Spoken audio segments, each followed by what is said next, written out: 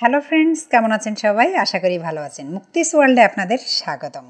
বন্ধুরা, আজ খুব লোভনীয় এবং মজাদার একটি রেসিপি নিয়ে আপনাদের সামনে চলে এসেছি। হ্যাঁ বন্ধুরা, আজ আমি আপনাদের সঙ্গে শেয়ার করব কাঁচা লোট্টা মাছ কিভাবে ভুনা করা যায়। চলুন তাহলে দেখে নেই। বন্ধুরা, লোটা মাছ কিন্তু সামুদ্রিক মাছ, এজন্য এতে একটু সামুদ্রিক গন্ধ থাকে, এজন্য অনেকেই খেতে পছন্দ করেন না। তবে এই মাছ ধোয়ার সময় যদি খুব সুন্দর করে ধুয়ে নেওয়া যায় তাহলে কিন্তু এই গন্ধ আর থাকে না। তো এইভাবে আপনারা যদি লবণ দিয়ে কিছু সময় ধরে মাছটা এভাবে ভালো করে মাখিয়ে তারপর উষ্ণ গরম জল দিয়ে ধুয়ে নেন তাহলে কিন্তু মাছ একদম সুন্দর পরিষ্কার হয়ে যাবে এবং কোনো গন্ধই থাকবে না। অনেকে লোট্টা মাছ শুটকি খেতে পছন্দ করেন, কিন্তু কাঁচা লোট্টা মাছ খেতে পছন্দ করেন না, বা অনেকে জানেন না এটি কিভাবে রান্না করতে হয়। তা চলুন তাহলে রান্না শুরু করা যাক। বন্ধুরা, আমি এখানে পরিমাণ মতো তেল দিয়ে নিয়েছি, আর তেলটা গরম হলে এখানে আমি 2 চামচ পরিমাণ পেঁয়াজ বাটা দিয়েছি। তো এখানে 2 চামচ পরিমাণ পেঁয়াজ বাটা দিয়েছি, আর সাথে দিয়ে দেব 1 চামচ পরিমাণ রসুন বাটা। আপনারা চাইলে এখানে রসুন বাটা একটু বেশি দিতে পারেন। তো আমি টেবিল চামচের 1 চামচ রসুন বাটা দিয়ে সুন্দর করে নেড়ে চেড়ে ভেজে নিব। তো প্রথমে এই পেঁয়াজ আর রসুন একটু বাদামি করে ভেজে নিব। তো বাদামি করে ভাজা হয়ে গেলে এরপর আমি এর ভিতরে দিয়ে দেব 1 চামচ পরিমাণ জিরা বাটা আর 1 চামচ পরিমাণ আদা বাটা। হ্যাঁ, জিরা বাটার সঙ্গে কিন্তু আমি একটু গোলমরিচও দিয়েছি। আসলে গোলমরিচের ঝালটা অনেক মজা লাগে। তো তারপরে আমি এখানে লবণ, হলুদ এবং শুকনা মরিচের গুঁড়া দিয়ে এই মশলা খুব সুন্দর করে কষিয়ে নিব। বন্ধুরা, মশলা কষানোর উপর কিন্তু অনেকটাই তরকারির স্বাদ নির্ভর করে।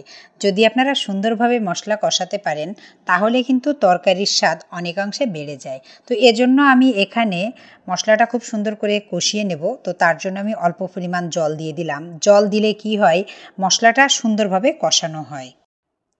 মশলা মোটামুটি সুন্দরভাবে কষানো হয়ে গেছে, একটু দেখতে পাচ্ছেন এখানে কিন্তু তেল উঠে আসছে। তো এরপর আমি এর ভিতরে দিয়ে দেব 1.5 চামচ পরিমাণ গরম মশলা বাটা। এখানে আমি দারুচিনি, এলাচ এবং লবঙ্গ একসঙ্গে বেটে রেখেছিলাম। তো তারপরে আমি 2-3 মিনিট নাড়াচাড়া করে এর ভিতরে মাছগুলো দিয়ে দিলাম। বন্ধুরা, এই মাছ কিন্তু খুবই নরম হয়, এজন্য আপনারা যখন মাছ কষাবেন তখন খেয়াল রাখবেন যাতে মাছ ভেঙে না যায়, অর্থাৎ অনেক বেশি নাড়াচাড়া করবেন না, খুব আলতোভাবে এটি নাড়াচাড়া করবেন। যেহেতু আমরা ভুনা রান্না করব, সেহেতু মাছ যদি ভেঙে ভর্তা হয়ে যায় তাহলে কিন্তু দেখতেও ভালো লাগবে না, আর খেতে মনে হবে না যে ভুনা করেছি, মনে হবে এখানে লোট্টা মাছের ভর্তা করেছি। তো যাই হোক বন্ধুরা, এভাবে আমি নেড়ে চেড়ে কষিয়ে নিয়েছি। তো এখানে দেখুন আমি খুব সামান্য পরিমাণ জল দিয়ে দিব, কারণ বেশি জল দেওয়ার প্রয়োজন নাই। লোট্টা মাছ সিদ্ধ হতে অনেক বেশি সময় লাগে না। আর যেহেতু আমি এখানে কোনো ঝোল রাখবো না, এজন্য অনেক বেশি জল দেওয়ার প্রয়োজন নাই। আপনারা দেখতে পাচ্ছেন যে আমি কতটুকু পরিমাণ জল দিয়েছিলাম। তো ফুটে ওঠার পর আমি ঢাকনা খুলে রেখেছি। তো ঢাকনা খুলে দেওয়ার পর আমি এটা খুব আলতো করে খুন্তি দিয়ে একটু নেড়ে দিব যাতে ভেঙে না যায়। আর যেটি আপনারা করবেন যে কড়াই ধরে বা প্যান ধরে এভাবে সুন্দর করে একটু ঝাঁকি দিয়ে দিবেন যাতে তলায় লেগে না যায়, কিন্তু খুন্তি দিয়ে নাড়াচাড়া করবেন না, তাহলে কিন্তু মাছ ভেঙে যাবে।